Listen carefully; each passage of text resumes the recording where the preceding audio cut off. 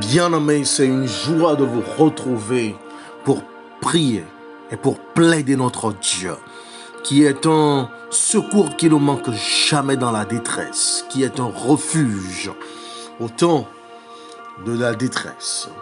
Dans Ézéchiel chapitre 34, verset 26, nous avons cette promesse sûre et certaine que je voudrais que vous puissiez réclamer en ce moment.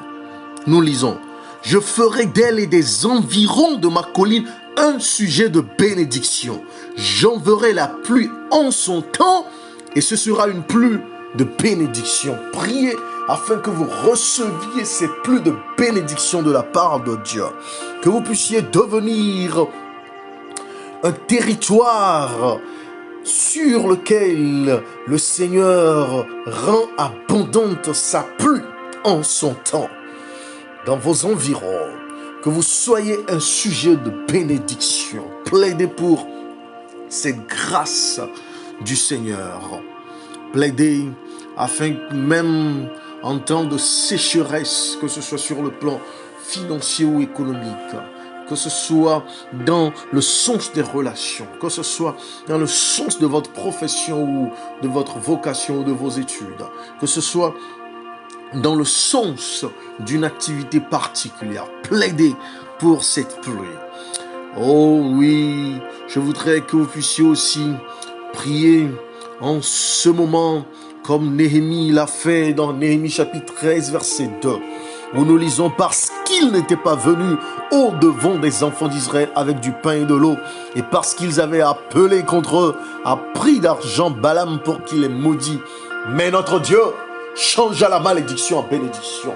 Oh, plaidez que toute malédiction, que ce soit ancestrale, que ce soit par votre propre faute, étant les conséquences de vos choix, que ce soit une malédiction prononcée par une tierce personne ou provoquée par un démon, oh, que le Seigneur puisse le transformer, qu'il puisse le changer en bénédiction pour vous. Oh oui, comme Salomon l'a dit dans Proverbes chapitre 10, verset 22, que c'est la bénédiction de l'Éternel qui enrichit et il ne la fait suivre d'aucun chagrin. Plaidez pour cette bénédiction, afin que la bénédiction de l'Éternel se repose sur vous, afin que la bénédiction de l'Éternel vous enrichisse, vous rende prospère, oh, vous mette au large, et qu'aucun chagrin ne l'accompagne, qu'aucun chagrin ne vous tourmente. Oh, plaidez encore en ce moment la promesse de Malachie chapitre 3, verset 12. Toutes les nations vous diront heureux, car vous serez un pays de délices, dit l'Éternel des armées. Où que vous soyez actuellement, dans votre pays, dans votre nation, plaidez pour cette nation, plaidez pour ce pays, afin que cette nation soit dite heureuse de toutes les nations. Que ce pays soit dit heureux parmi tous les pays. Que vous soyez habitants d'un pays de délices, selon la parole de l'Éternel des armées. Oui, ce que nous trouvons dans Luc chapitre 1 verset 48 peut être votre partage. Où nous lisons: parce qu'il a jeté les yeux sur la bassesse de sa servante. Car voici, désormais toutes les générations me diront bienheureuse. Oui, que vous soyez dans une dimension de prospérité générationnelle, une prospérité perpétuelle, que vous soyez bénis parmi toutes les générations, même si dans cette génération il y a un problème particulier, ou que dans votre famille ou dans votre descendance ou même ascendance, il y a quelques problèmes, que ce soit, que vous puissiez être cette personne qui marque le tournant décisif, que vous soyez le facteur par lequel le Seigneur passe pour opérer le changement.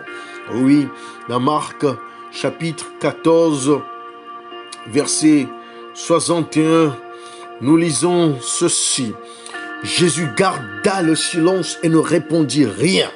Le souverain sacrificateur l'interrogea de nouveau et lui dit: es-tu le Christ, le Fils du Dieu béni? Oui, plaidez pour que le Seigneur puisse vous accorder cette grâce, puisse vous accorder cette onction, puisse vous élever dans cette dimension d'être le Fils du Dieu béni, la fille du Dieu béni, l'enfant du Dieu béni, l'homme du Dieu béni, la femme du Dieu béni. Oh oui, que vous puissiez rentrer dans cette sphère de bénédiction prononcée par le Très-Haut et reconnue par les habitants de cette terre.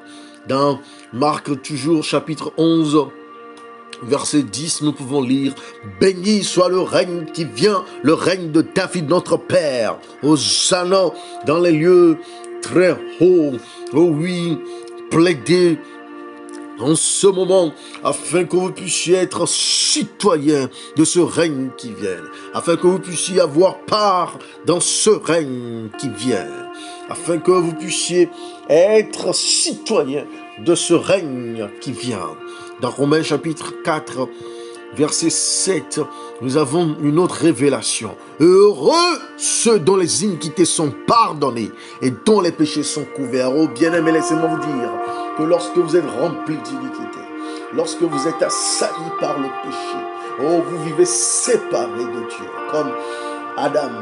Vous vivez éloigné de Dieu, vous vivez caché de Dieu, vous vivez détaché de Dieu. Vous avez besoin d'être pardonné. Vous avez besoin que vos péchés soient couverts. Vous avez besoin que le sang de Jésus-Christ vous purifie et vous régénère.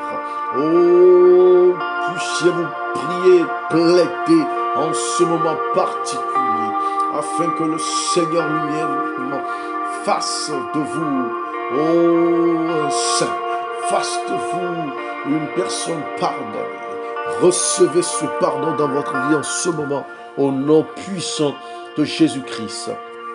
Dans Psaume chapitre 68, verset 19, nous lisons ceci.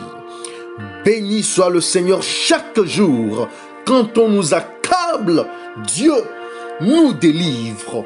Oh oui, plaidez avec Dieu afin de demeurer dans cette bénédiction quotidiennement. Et que lorsque vous êtes accablé, vous puissiez être délivré. Que vous puissiez être toujours délivré par le Seigneur lui-même dans vos calamités. Que vous puissiez être délivré par le Seigneur lui-même lorsque vous êtes oppressé, lorsque vous êtes persécuté, ou peut-être que vous êtes enchaîné, peut-être que le rouleau compresseur de l'ennemi est déchaîné contre vous, ou que le Seigneur vous délivre au nom puissant de Jésus-Christ, car il en a la capacité. Plaidez pour cette délivrance en ce moment. Oh oui, dans Psaume 65, verset 4, le psalmiste dit « Heureux celui que tu choisis et que tu admets en ta présence, pour qu'il habite dans tes parvis. Nous nous rassasierons du bonheur de ta maison, de la sainteté de ton temple. » Oh, priez, plaidez en ce moment afin que nous soyons bénis et heureux, que vous puissiez être choisis par le Seigneur lui-même. Oui, oui, oui. Choisi par le Seigneur lui-même. Oh, qu'il vous admette en sa présence pour que vous puissiez habiter dans ses parvis. Que vous puissiez vous rassasier du bonheur de sa maison, de la sainteté de son temple.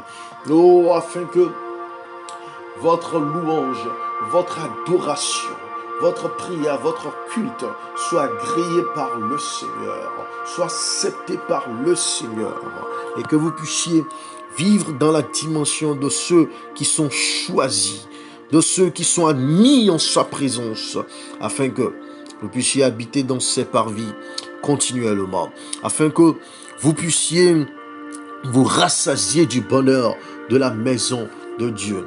Oh, dans Psaume 33, le Psaume 33, le verset 12 nous dit « Heureuse la nation dont l'Éternel est le Dieu, heureux le peuple qu'il choisit pour son héritage. » Oh, priez en ce moment, intercédez pour votre nation, pour votre pays. Intercédez pour votre peuple. Intercédez pour votre famille, pour vos collègues, pour vos camarades, pour vos connaissances. Oh, intercédez en ce moment afin que le Seigneur lui-même puisse vous rendre heureuse en tant que nation, puisse vous rendre heureux en tant que peuple. Oh oui, c'est le moment d'intercéder pour votre ville, pour votre famille, pour votre localité, pour votre tribu, pour votre ethnie, pour votre nationalité. Oh, afin que nous puissions être bénis au nom de Jésus-Christ. Dans Job, chapitre 42, verset 12, nous lisons: pendant ces dernières années, Job reçut de l'Éternel plus de bénédictions qu'il n'en avait reçu dans les premières. Oh, que vous puissiez vivre le restant de votre vie dans une double dimension. Oh, que vous puissiez vivre le restant de votre existence dans une prospérité plus grande que dans votre passé, que votre présent soit plus glorieux que votre passé, que votre présent soit plus sublime que votre passé, que votre présent et votre futur, votre avenir soit plus rempli de bénédictions que les premières.